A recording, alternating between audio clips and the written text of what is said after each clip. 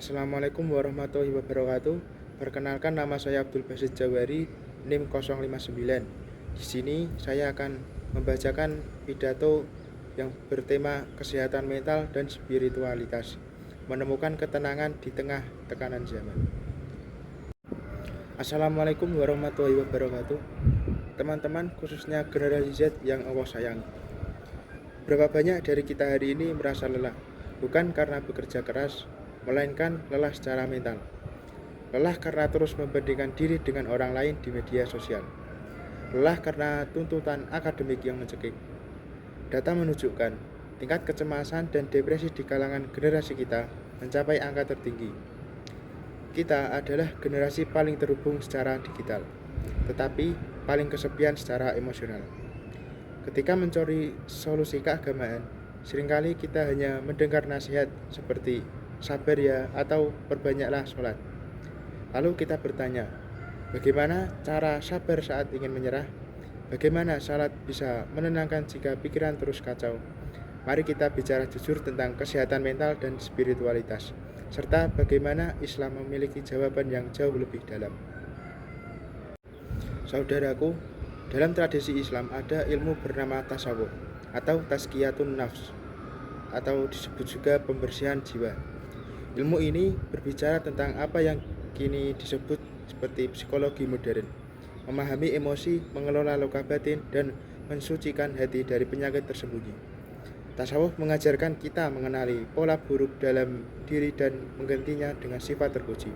Rasulullah SAW bersabda, di dalam jasad ada segumpal daging. Jika ia baik, baiklah seluruh jasad. Jika rusak, rusaklah seluruh jasad. Ketahuilah ia adalah hati. Hadis riwayat Bukhari dan Muslim. Menjaga kesehatan mental berarti menjaga hati dari hasad, iri, dendam, dan kecemasan berlebihan. Salah satu penyakit terbesar kita adalah FOMO atau Fear of Missing Out, atau bisa disebut takut ketinggalan. Media sosial adalah mesin penghasil FOMO. Setiap kali menggulir layar, kita tanpa sadar membandingkan hidup kita dengan orang lain. Disinilah ajaran qanaah atau merasa cukup menjadi tameng kuat. Qanaah bukan pasrah tanpa usaha, melainkan ketenangan batin dari keyakinan bahwa apa yang Allah berikan cukup untuk kita saat ini. Allah berfirman dalam surat Toha ayat 124, barang siapa berpaling dari peringatanku, sungguh dia akan menjalani kehidupan yang sempit.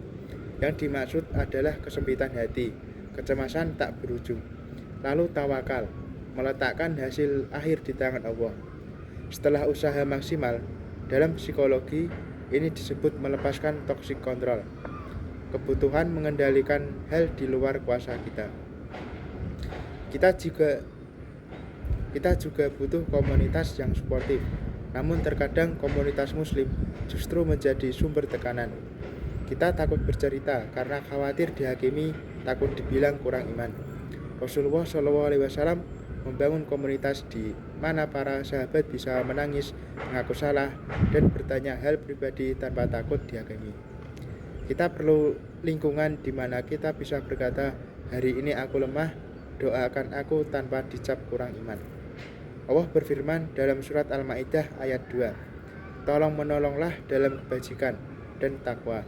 Menjaga kesehatan mental teman adalah tolong-menolong dalam kebajikan. Mendengarkan curhat tanpa menghakimi adalah bentuk takwa. Teman-teman yang Allah banggakan, kita boleh merasa lelah, sedih, dan cemas, karena itu sifat manusiawi. Yang tidak boleh adalah menyerah pada keputusasaan, karena rahmat Allah selalu lebih luas dari masalah kita. Berani mencari bantuan, jika perlu psikolog, maka temuilah. Jika perlu curhat ke ustadz, lakukanlah. Jika perlu menangis di hadapan Allah pada sepertiga malam, jangan ditunda.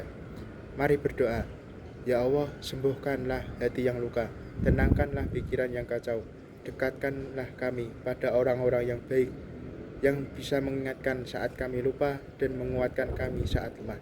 Karena kesehatan mental sejati adalah saat kita merasa aman di hadapan diri sendiri, orang lain, dan Allah Subhanahu wa Ta'ala. Cukup sekian dari saya. Wassalamualaikum warahmatullahi wabarakatuh.